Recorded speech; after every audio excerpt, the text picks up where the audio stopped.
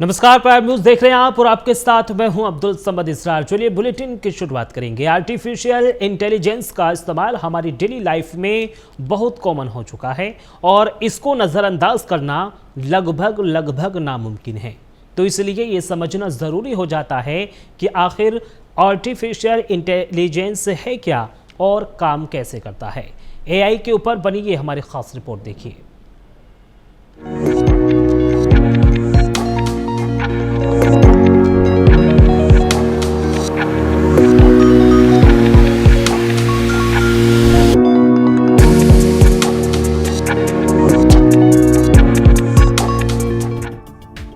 AI यानी artificial intelligence के बारे में चर्चा अंतहीन है। इंस्टाग्राम पर रील स्वाइप करते हुए भी शायद आपने ये शब्द देखा हो, या हो सकता है कि वहां आपने AI की मदद से बनी कोई फोटो या वीडियो भी देखी हो। आर्टिफिशियल इंटेलिजेंस कंप्यूटर साइंस की वह शाखा है जिसमें स्मार्ट मशीनें इस तरह से बनाई जाती हैं कि वे इंसानों की तरह काम कर सकें और उन्हीं की तरह व्यवहार भी करें। किसी इंटेलिजेंस सिस्टम, मशीन या रोबोट को बनाने का उद्देश्य निर्णय करने की प्रक्रिया में सहायता पहुंचाना होता है। अंतर केवल इतना है कि AI के मामले में भारी मात्रा में उत्पन्न और एकत्रित डेटा का विश्लेषण करके निर्णय लिया जाता है। टेक्नोक्रेट्स ने AI को दो भागों में बांटा है, नैरो AI और जनरल AI। नैरो AI को बुनियादी कार्य पूरा करने या बुनियादी मानव कार्य यानी चेहरे की पहचान, शतरंज खेलना, समीकरणों को हल करना, इंटरनेट खोज या केवल कार चलाने के लिए डिजाइन किया गया है। जनरल AI एक किसी व्यक्ति की सामान्य बुद्धि के योग्य, समझ में आने लायक और तर्क के आधार पर काम डिजाइन करने के लिए होता है। AI के बारे में कई अनुमान लगाए गए हैं। यह उस कई उद्योग पर निर्भर करता है जिसमें इसका उपयोग किया जाता है। अक्सर जब लोग AI कहते हैं तो उनका आमतौर पर मतलब मशीन लर्निंग होता है। मानव व्यवहार की नकल करने के लिए कंप्यूटर की क्षमता वास्तव में केवल AI का मूल्य कार्य है। मशीन लर्निंग और डीप लर्निंग AI के दो सबसेट हैं। मशीन लर्निंग सिस्टम को भविष्यवाणी करने या निर्णय लेने या पिछले डेटा या अनुभवों से सीखने में सक्षम बनाता है। यह एल्गोरिदम पर काम करता है जो जमा हुए डेटा का उपयोग करके अपने आप सीखते हैं। यह कंप्यूटर को डेटा के सेवन के माध्यम से मानव व्यवहार को साक्षी करने की अनुमति देता है और फिर उस डेटा का विश्लेषण करने और उसके भीतर पैटर्न की पहचान करने के लिए कई प्रोसेस से गुजरता है। यह संगठित और आंशिक रूप से जमा हुए डेटा की एक भारी मात्रा का उपयोग करता है ताकि मशीन लर्निंग का एक उपकरण या मॉडल सटीक परिणाम उत्पन्न करे या उस डेटा के आधार पर भविष्यवाणियां दे सके, जबकि AI सभी श्रेणी के डेटा यानी संगठित, आंशिक रूप से संगठित और असंगठित डेटा पर काम करता है। मशीन लर्निंग डेटा साइंस और आर्टिफिशियल इंटेलिजेंस के बीच की कड़ी है क्योंकि यह समय के साथ डेटा से सीखने की प्रक्रिया है, जबकि AI वह कार्य प्रणाली है जो डेटा विज्ञान को किसी विशिष्ट समस्या के परिणाम और समाधान प्राप्त करने के लक्ष्य को पूरा करने में मदद करती है। मशीन लर्निंग वह तकनीक है जो निर्धारित लक्ष्य को प्राप्त करने में मदद करती है। आर्टिफिशियल इंटेलिजेंस का जनक अमेरिका के कंप्यूटर साइंटिस्ट जॉन मैकार्थी को माना जाता है। मैकार्थी ने 1956 में डॉट माउथ कॉन्फ्रेंस का आयोजन किया था। इसी कॉन्फ्रेंस में उन्होंने पहली बार AI के कॉन्सेप्ट और संभावनाओं पर चर्चा की थी। जॉन मैकार्थी के मुताबिक AI बुद्धिमान मशीनों, विशेष रूप से बुद्धिमान कंप्यूटर प्रोग्राम को बनाने का विज्ञान और इंजीनियरिंग है, जिसका मतलब है मशीनों द्वारा प्रदर्शित किया गया इंटेलिजेंस। AI की शुरुआत भले ही 1950 के दशक में हुई, लेकिन इसे पहचान 1980 के दशक की शुरुआत में मिली। 1981 में जापान ने इस तकनीक का इस्तेमाल करते हुए 5th जनरेशन नाम की एक योजना की शुरुआत की। इसमें सुपर कंप्यूटर के विकास के लिए 10 वर्षीय कार्यक्रम की रूपरेखा प्रस्तुत की गई थी। जापान के बाद दूसरे देशों का भी ध्यान इस ओर गया। ब्रिटेन ने इसके लिए LV नाम का एक प्रोजेक्ट बनाया।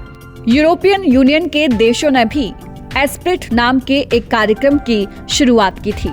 इसके बाद 1983 में कुछ निजी संस्थाओं ने मिलकर आर्टिफिशियल इंटेलिजेंस पर लागू होने वाली उन्नत तकनीकों जैसे वेरी लार्ज इंटीग्रेटेड सर्किट का विकास करने के लिए एक संस्था micro electronics and computer technology की स्थापना की।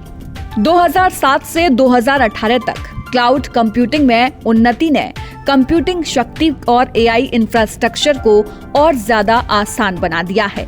इसने मशीन लर्निंग में नवाचार और उन्नति को अपनाया। इस उन्नति में एलेक्सनेट नामक एक कन्वोल्यूशनल न्यूरल नेटवर्क यानी CNN आर्किटेक्चर शामिल था, जिसे एलेक्स क्रिजवेस्की, इलिया सुत्स्केवर और जेफरी हिंटन ने विकसित किया था, जिसने इमेजनेट प्रतियोगिता जीती, जिसने छवि पहचान में गहन शिक्षण की शक्ति का प्रदर्शन किया, और गूगल के AlphaZero ने बिना मानव डेटा के शतरंज, शोगी और गो के खेलों में महारत हासिल की, जो स्व खेल पर निर्भर था। वहीं 2022 में चैटबॉट जो एआई और प्राकृतिक भाषा प्रसंस्करण का उपयोग करके मानव जैसी बातचीत करता है और ओपन एआई के ChatGPT जैसे कार्यों को पूरा करता है, अपनी संवादात्मक क्षमताओं के लिए व्यापक रूप से जाना जाता है, जिससे एआई के प्रति रुचि और विकास का नवीनीकरण होता है। आर्टिफिशियल इंटेलिजेंस विभिन्न क्षेत्रों में तेजी से बढ़ता ही जा रहा है और इससे कई लाभ हुए हैं। एआई की सबसे बड़ी खासियत ऑटोमेशन है और इसका संचार, परिवहन, उपभोक्ता उत्पादों और सेवा उद्योगों पर महत्वपूर्ण प्रभाव डालता है। ऑटोमेशन से न केवल इन क्षेत्रों से उत्पादकता में वृद्धि होती है, बल्कि कच्चे माल का अधिक कुशल उपयोग, बेहतर उत्पाद की गुणवत्ता, कम लीड समय और बेहतर सुरक्षा भी मिलती है। ऑटोमेशन उन संसाधनों को मुक्त करने में मदद कर सकता है जिनका उपयोग अधिक महत्वपूर्ण चीजों के लिए किया जा सकता है। आर्टिफिशियल इंटेलिजेंस का उपयोग हमेशा बेहतर फैसले लेने के लिए किया जाता रहा है। एआई तकनीक डेटा डिलीवरी का समन्वय कर सकती है, रुझानों का विश्लेषण कर सकती है, पूर्वानुमान प्रदान कर सकती है और सबसे बेस्ट फैसले लेने के लिए अनिश्चितताओं की संख्या बता सकती है। जब तक एआई को मानवीय भावनाओं की नकल करने के लिए प्रोग्राम नहीं किया जाता है, तब तक यह मामले पर निष्पक्ष रहेगा और व्यावसायिक दक्षता का समर्थन करने के लिए सही फैसला लेने में मदद भी करेगा। इसके अलावा अलग अलग क्षेत्रों में नए नए खोजों में मदद करना, रोजमर्रा के जीवन को आसान बनाने से लेकर एआई कई मायनों में काफी उपयोगी है। आर्टिफिशियल इंटेलिजेंस के कई तरह के नुकसान भी हैं। नमस्कार, मैं मोहित बजाज एडवोकेट, एक साइबर एक्सपर्ट हूं और आज आर्टिफिशियल इंटेलिजेंस के संदर्भ में आपसे बातचीत करूंगा।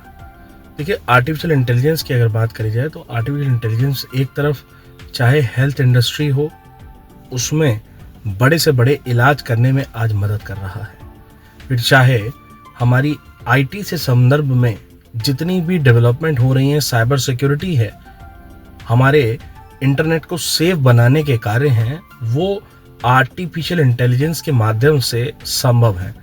और आर्टिफिशियल इंटेलिजेंस क्योंकि वॉइस को एज एन इंस्ट्रक्शन जब लिए जा रहे हैं, अभी आपने देखा होगा कि एलेक्सा का हम इस्तेमाल कर रहे थे और इस तरीके के कई सारे टूल्स आ गए हैं जहां हमारे वॉइस कमांड पर इलेक्ट्रिसिटी में अगर कहें तो फैन ऑन ऑफ होना और बाकी चीज़ें होना, ये सब भी अब संभव है। ये सब आर्टिफिशियल इंटेलिजेंस के बेनिफिट्स हैं और आर्टिफिशियल इंटेलिजेंस आने वाले समय में और ज़्यादा फ़ायदे देने वाला है, जिसमें चाहे बैंकिंग का सेक्टर रहा हो, फिर चाहे आर्टिफिशियल इंटेलिजेंस के माध्यम से एग्रीकल्चर हो, यानी कि किसानी खेती है, उसमें भी काफ़ी सुधार होगा। तो अगर देखा जाए आर्टिफिशियल इंटेलिजेंस हर तरफ से फ़ायदे पहुंचा रहा है, लेकिन क्योंकि हर चीज़ के दो पहलू होते हैं, सिक्का भी होता है तो हेड एंड टेल होता है, तो इसी प्रकार से आर्टिफिशियल इंटेलिजेंस के नेगेटिव्स भी हैं, यानी कॉज है तो कॉन्स भी हैं, उसके दुष्परिणाम भी हैं। दुष्परिणाम की बात करें तो सबसे पहला आर्टिफिशियल इंटेलिजेंस का दुष्परिणाम है तो है हमारी सिक्योरिटी ब्रीच, यानी कि आर्टिफिशियल इंटेलिजेंस से कुछ ऐसे सिस्टम देखे गए हैं जहां पर आपका पर्सनल डेटा लीक हो रहा है। ये सबसे बड़ा डिसएडवांटेज आर्टिफिशियल इंटेलिजेंस का है। And the second biggest advantage जो डिसएडवांटेज इज कि हम जो फेक इंफॉर्मेशन शेयर आउट करते हैं कभी कभी ऐसा होता है कि वो डीप फेक के माध्यम से बनाया गया है, यानी कि बोल मैं रहा हूँ लेकिन मेरे पीछे जो वॉइस चल रही है वो डीप फेक के माध्यम से, क्लोनिंग के माध्यम से और आर्टिफिशियल इंटेलिजेंस के इस्तेमाल से रूबहू एज इट इज बनाई गई है। उसे कोई भी बड़े से बड़े सेलिब्रिटी की, बड़े से बड़े पॉलिटिशियन के या देश के प्रतिष्ठित शख्सियत की वीडियो बनाकर इस प्रकार से भ्रमित किया जा सकता है और फेक न्यूज़ बहुत आसानी से स्प्रेड की जा सकती है। ये एक इसका सबसे बड़ा नेगेटिव है, डिसएडवांटेज है। इसके लिए बात करें तो अभी हमारे पास में जो IT एक्ट 2000 है उसमें साइबर सिक्योरिटी के पॉइंट्स और साइबर क्राइम कवरेज है, और इसके साथ साथ 2019 का जो अमेंडमेंट है इसका संदर्भ में, उसमें भी काफ़ी कुछ एडवांस लेवल में चीज़ों की बात करी गई है और प्रपोज्ड है कि AI बेस्ड भी कानून में अमेंडमेंट होगा IT एक्ट में, जिसमें कि AI से रिलेटेड जो डिसएडवांटेजेस हैं या इसका जो दुष्परिणाम है या इसका जो गलत इस्तेमाल करेगा और भारत को नुकसान पहुंचाने की कोशिश करेगा, अब उसके लिए भी अतिशीघ्र कानून प्रस्तावित है। वहां पर भी एक अच्छा एक्शन लिया जाएगा। और बात करें डीप फेक की, तो डीप फेक कुछ इस प्रकार की टेक्नोलॉजी है, जैसे हम लोग जब फोटो को पूर्व में अगर आपको ध्यान होगा तो हम एक फ़ोटो लेते थे और फोटो में पूरा शरीर एक का होता था और हेड को चेंज कर देते थे। नौकरियां खत्म होने का खतरा। AI में पारंपरिक रूप से किए जाने वाले कार्यों को ऑटोमेशन करने की क्षमता है, जिससे कुछ उद्योगों में लोगों की नौकरियां जा सकती हैं और बेरोजगारी पैदा हो सकती है। जैसे कस्टमर सपोर्ट के लिए बनाए गए चैटबॉट अगर 100% सफल होते हैं तो कंपनियां इसके लिए नौकरियां निकालना बंद कर देंगी। इसी तरह का खतरा दूसरी कई नौकरियों के साथ भी है। Bias and fairness. जिस डेटा पर AI सिस्टम को ट्रेनिंग दी जाती है उसमें मौजूद पूर्वाग्रह भी उसके साथ बने रह सकते हैं, जिसके भेदभावपूर्ण नतीजे हो सकते हैं। यानी सावधानी पूर्वक डिजाइन और निगरानी नहीं की गई तो AI एल्गोरिथम सामाजिक असमानताओं और पूर्वाग्रहों को मजबूत कर सकते हैं, जिसका असर AI के फैसले लेने की क्षमता पर पड़ सकता है। निजी सुरक्षा, प्राइवेसी पर खतरा। जहां एक और AI निजी सुरक्षा के लिए मददगार साबित हो सकता है, तो वही यही सिस्टम निजी सुरक्षा को नुकसान भी पहुंचा सकता है, क्योंकि पूरा AI सिस्टम डेटा पर निर्भर होगा। इसलिए इंटरनेट का इस्तेमाल करने वाले सभी लोगों की प्राइवेसी पर इसका दुष्प्रभाव पड़ सकता है। AI में मानवीय संवेदनाएं नहीं होंगी, इसलिए इस तरह के मामलों में इसका इस्तेमाल करना घातक साबित हो सकता है। साथ ही इस पर बहुत ज्यादा निर्भर रहना भी नुकसानदेह हो सकता है। ये इंसान को आलसी बना सकता है, जिसका असर आने वाली पीढ़ियों पर पड़ सकता है। AI का इस्तेमाल बहुत सारे क्षेत्रों में किया जा रहा है, जैसे आपने चैटबॉट का नाम सुना होगा। आजकल कई कंपनियां चैटबॉट का इस्तेमाल कस्टमर सपोर्ट के लिए करती हैं। चैटबॉट आपको लगभग हर बैंक की ऑनलाइन सर्विस में मिल जाएगी। हेल्थ केयर सेक्टर में AI का इस्तेमाल काफी तेजी से हो रहा है। कैंसर जैसी पुरानी बीमारियों से लेकर रेडियोलॉजी तक सटीक नतीजों के लिए AI का इस्तेमाल किया जा रहा है, जो इन बीमारियों से पीड़ित मरीजों की देखभाल करता है और साथ ही उनका सटीक इलाज ढूंढने में मदद कर रहा है। पैथ AI इसका एक अच्छा उदाहरण है। एजुकेशन सेक्टर में AI ने जबरदस्त बदलाव लाए हैं, जो छात्रों और संस्थानों दोनों के लिए फायदेमंद है। AI संचालित असिस्टेंट की बदौलत छात्र अब शिक्षकों से संपर्क किए बिना शैक्षिक संसाधनों का इस्तेमाल कर सकते हैं। एग्रीकल्चरल इंडस्ट्री में AI कृषि उद्योग में क्षमता, उत्पादकता और स्थिरता को बढ़ाकर क्रांतिकारी बदलाव ला रहा है। प्रिसिजन फार्मिंग यानी परिशुद्ध खेती में AI काफी कारगर है। खेतों में बीजों की बुआई से लेकर फसलों की छटाई और कटाई के लिए भी AI तकनीक पर आधारित ऑटोमेटिक मशीनरी और रोबोटिक्स को इजाद किया जा रहा है। इसके अलावा कृषि के क्षेत्र में दुधारू पशुओं की मॉनिटरिंग के लिए भी AI तकनीक का इस्तेमाल किया जा रहा है। डीपफेक वीडियो दोनों रूप में हो सकता है। इसे एक स्पेशल मशीन लर्निंग का इस्तेमाल करके बनाया जाता है, जिसे डीप लर्निंग कहा जाता है। डीप लर्निंग में कंप्यूटर को 2 वीडियोस या फोटो दिए जाते हैं, जिन्हें देखकर वह खुद ही दोनों वीडियो या फोटो को एक ही जैसा बनाता है। यह ठीक उसी तरह है जैसे बच्चा किसी चीज की नकल करता है। इस तरह के फोटो वीडियोस में हिडन लेयर्स होते हैं जिन्हें सिर्फ एडिटिंग सॉफ्टवेयर से ही देखा जाता है। एक लाइन में कहें तो deep fake real image videos को बेहतर रियल फेक फोटो वीडियोस में बदलने की एक प्रक्रिया है। Deep fake photo videos fake होते हुए भी रियल नजर आते हैं। बहुत ही आसान भाषा में कहें तो डीप फेक एक एडिटेड वीडियो होता है जिसमें किसी अन्य के चेहरे को किसी अन्य के चेहरे से बदल दिया जाता है। डीप फेक वीडियोस इतने सटीक होते हैं कि आप इन्हें आसानी से पहचान नहीं सकते। डीप फेक वीडियो बनाने के लिए आर्टिफिशियल इंटेलिजेंस और मशीन लर्निंग की भी मदद ली जाती है। कैसे बनते हैं डीप फेक? डीप फेक दो नेटवर्क की मदद से बनता है जिनमें एक इनकोडर होता है और दूसरा डिकोडर नेटवर्क होता है। इनकोडर नेटवर्क सोर्स कंटेंट असली वीडियो को एनालाइज करता है और फिर डाटा को डिकोडर नेटवर्क को भेजता है। उसके बाद फाइनल आउटपुट निकलता है जो कि हूबहू असली जैसा है, लेकिन वास्तव में वह फेक होता है। इसके लिए सिर्फ एक वीडियो या वीडियो की जरूरत होती है। डीप फेक के लिए कई वेबसाइट्स और ऐप हैं जहां लोग डीप फेक वीडियोस बना रहे हैं। डीप फेक वीडियो कैसे पहचानें? इस तरह के फोटो वीडियोस को पहचानना आसान तो नहीं है, लेकिन नामुमकिन भी नहीं है। इन्हें पहचानने के लिए आपको वीडियो को बहुत ही बारीकी से देखना होगा, खास तौर पर चेहरे के एक्सप्रेशन, आंखों की मूवमेंट और बॉडी स्टाइल पर ध्यान देना होगा। इसके अलावा बॉडी कलर से भी आप इन्हें पहचान सकते हैं। आमतौर पर ऐसे वीडियोस में चेहरे और बॉडी का कलर मैच नहीं करता है। इसके अलावा लिप सिंकिंग से भी इस तरह के वीडियोस की पहचान की जा सकती है। ऐसे वीडियोस को आप लोकेशन और एक्स्ट्रा ब्राइटनेस से भी पहचान सकते हैं। इसके अलावा खुद की समझ से भी आप यह तय कर सकते हैं कि यह वीडियो असली है या नहीं। उदाहरण के तौर पर बराक ओबामा का भोजपुरी गाने पर डांस का वीडियो फर्जी हो सकता है। डीप फेक खतरनाक क्यों है? सामान्य फिल्टर और एप्स लोगों के चेहरे बदलने या उन्हें बदलने में मदद कर सकते हैं। डीप फेक कहीं अधिक खतरनाक हो सकता है।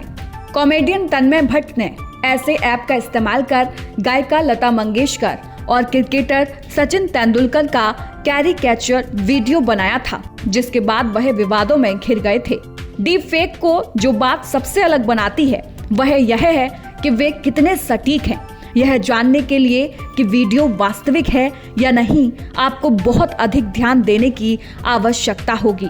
डीप फेक फोटोशॉप की गई पिक्चर्स से अलग हैं क्योंकि डीप फेक पूरी तरह से नया कंटेंट बना सकते हैं जो अक्सर वास्तविक फुटेज से एकदम अलग होता है, जबकि फोटोशॉप की गई पिक्चर्स में आमतौर पर मौजूदा तस्वीरों को एडिट किया जाता है। जिस उद्देश्य के लिए इस तरह की तकनीक का उपयोग किया जाता है वह डीप फेक को डरावना भी बनाता है।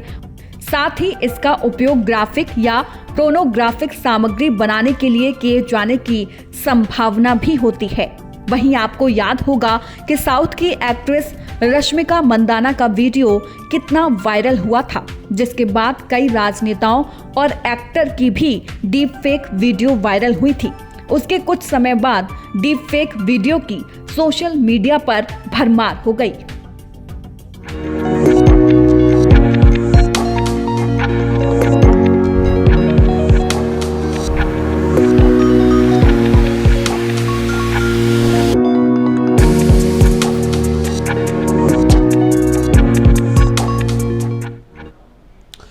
और आर्टिफिशियल इंटेलिजेंस का भविष्य बहुत ही रोचक है। इस तकनीक को लेकर रोज कुछ ना कुछ हो रहा है। आजकल इसके एडवांस और डीप लर्निंग मॉडल्स बहुत तेजी से डेवलप हो रहे हैं, जिनका इस्तेमाल बहुत तरह कामों जैसे medical diagnosis, self driving car, smart homes, stock market analysis जैसे बहुत सारी चीज़ों में किया जा रहा है। यह हमारे जीवन के विभिन्न पहलुओं को आकार देने में काफ़ी मददगार भी साबित होगा। आर्थिक विकास और सामाजिक प्रगति के क्षेत्र में आर्टिफिशियल इंटेलिजेंस बेहद महत्वपूर्ण भूमिका निभा रहा है। और फिलहाल इस खास पेशकश में मेरे साथ सिर्फ इतना ही। देश और दुनिया की तमाम बड़ी खबरों के लिए आप बने रहिए प्राइम न्यूज़ के साथ। नमस्कार।